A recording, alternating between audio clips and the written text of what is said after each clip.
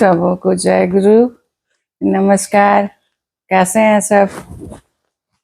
उम्मीद करती हूँ बहुत ही अच्छी तरह से जिंदगी व्यापन कर रहे होंगे। और नए साल की शुरुआत तो हो चुकी है, अब महीना खत्म होने को भी है। सब अच्छे से जाड़े का आनंद ले रहे होंगे। आज मैं आप लोगों के सामने एक भक्तिन की कथा की शुरुआत कर रही हूँ, जिसे लोग रामायण में माता सबरी के नाम से जानते हैं।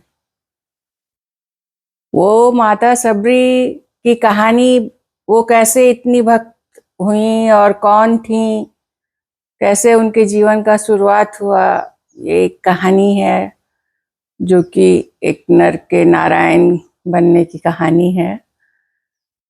माता सबरी को कहते हैं लोग कि वो 2 जन्म पहले खिखिरनी यानी गिलहरी की तरह की एक जीव थी, जो कि खाने की तलाश में घूम रही थी भूख लगने पर। और जब उन्हें भूख लगी तो वो घूम रही थी, तो एक जगह संत महात्मा कुछ एक घर में भोजन करके वापस गए थे। तो वहां पर उन्होंने पत्तल में थोड़ा जो जूठन और पानी देखा, वहां वो खाने के लिए पहुंच गई। वहां पर कोई भी इंसान नहीं था, तो उन्होंने जो खाना संत महात्मा ने छोड़ दिया था, थोड़े से बच गए थे, उनको खाया। और उन्होंने जो संत महात्मा ने हाथ वगैरह धोया था, वो पानी में वो लोटपोट हो गई। तो उनका शरीर जब वो पानी में लोटपोट हुई और वो उन खाना खाई, तो सुनहरा हो गया, सोने का हो गया। फिर उनका उसी जब प्राण अंत भी हुआ, तो वो एक महाराजा के घर में जन्म ली, राजकुमारी के रूप में। लेकिन उनके अंदर जो संतों की भक्ति का गुण आ गया था, तो बहुत ही भक्तिन थी। लेकिन राजा महाराजा में के घर में उन्हें मंदिर वगैरह जाने में रोक था। उनकी शादी हुई तो फिर वो उनके लिए मंदिर एक बनवा दिया गया था राजमहल में ही। तो उस समय वहीं पर संत महात्मा को वो बुलाती थी, उनकी सेवा करती थी। तो एक बार उन्होंने एक संत से जब वो मिली और उन्होंने कहा, मांगो, क्या मांगती हो? तो उन्होंने कहा कि मुझे वरदान दीजिए कि मेरा शरीर जल्दी छूट जाए और मैं अगले जन्म में एक कुरूपा नारी और एक बहुत ही छोटी जाति के घर में जन्म लूं। तो साधु जी ने कहा कि आशीर्वाद मांग रही हो या श्राप? तो उन्होंने कहा कि नहीं, मेरी यही इच्छा है कि मेरे साथ मैं अपने अगले जन्म में इसी तरह की बनूं।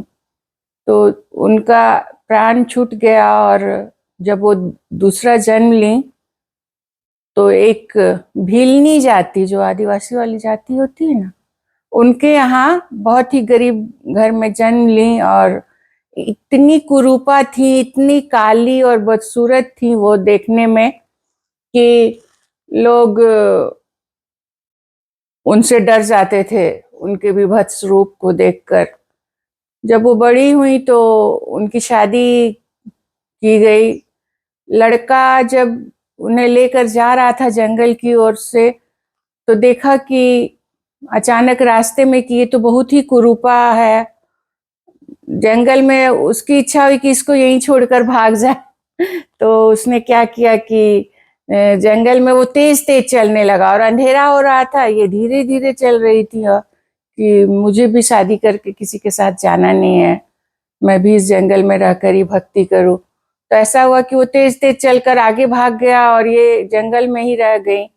वहीं पर एक मुनि मतंग ऋषि रहते थे, उनसे इनकी मुलाकात हुई। ये उनसे भक्ति के मार्ग पर चलना सीखी और भक्ति करना शुरू कर दी। जब मतंग ऋषि जब अपना देहावसान होने लगा, तो उन्होंने बताया कि तुम अपनी भक्ति यहीं रहकर जारी रखना और तुमसे मिलने राम आएंगे तुम्हारी कुटिया में ही। वो इस गुरु के वाक्य को स्मरण में रख कर कि हाँ मेरे से राम मिलने आएंगे इंतजार करने लगी।